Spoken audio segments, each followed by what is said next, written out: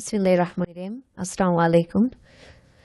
সুপ্রিয় দর্শক বন্ধুরা, আমি এর আগে কখনো সোশ্যাল মিডিয়া বা কোনো লাইভ অনুষ্ঠানে কথা বলার সুযোগ পাইনি বা কখনো প্র্যাকটিস করিনি। আমি এখানে একদমই নতুন, সুতরাং সব কিছুই আমার কাছে নতুন।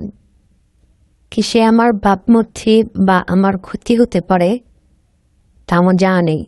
এই জন্যই আপনাদের নিকট হতে রেজাল্ট বা ফলাফল খেয়েছিলাম, আমি তেমন কোনো উত্তর পাইনি।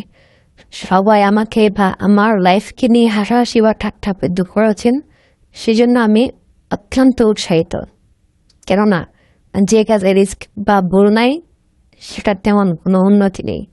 সেজন্য আমি ধরে নিলাম আমি সাফল্যের রাস্তায় হাঁটা শুরু করে দিয়েছি। আমি তো কেবলই হাঁটতে আরম্ভ করেছি। আমার মনোবল বা আত্মবিশ্বাস এতটাই বেড়েছে যে আমি স্বপ্নের রাস্তায় পাড়ি দিতে সক্ষম হব ইনশাআল্লাহ।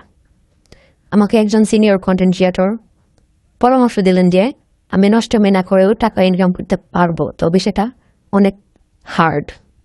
তন্মধ্যে এটার গুরুত্ব আরোপ করেছেন তিনি আমার সাথে। পাশাপাশি এটাও বলেছেন এই কন্টেন্ট ভিডিও খাতে অশ্লীল বা অশালীন কথা বিদ্যমান আছে, কিন্তু সেটা একটু আলাদা। বাইরের দেশগুলিতে এর কদর থাকলেও বাংলাদেশে এর কোনো চাহিদা নেই।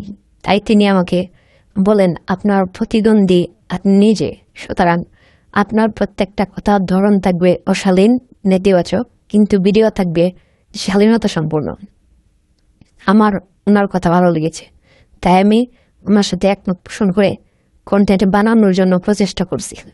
অতএব প্রথমবার যেহেতু, তাই বন্ধুদের সাথে শেয়ার না করে কাজে নামা ঠিক হবে বলে আমি মনে করছি না।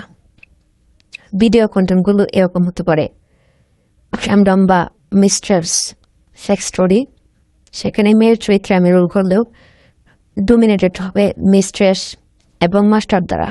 অতএব আপনাদের সারা পেলে আজকে প্রথম ভিডিও আপলোড দেব। আমি পরিশেষে আবার বলতে চাই, আমার পাশে থাকুন, অসহায়ের দিকে নজর দিন।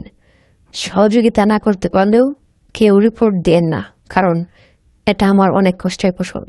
এই আইডিটা নষ্ট বা ক্ষতিগ্রস্ত হলে আমি আর কোনোদিন তা কাটিয়ে উঠতে পারবো না। ধন্যবাদ সবাইকে।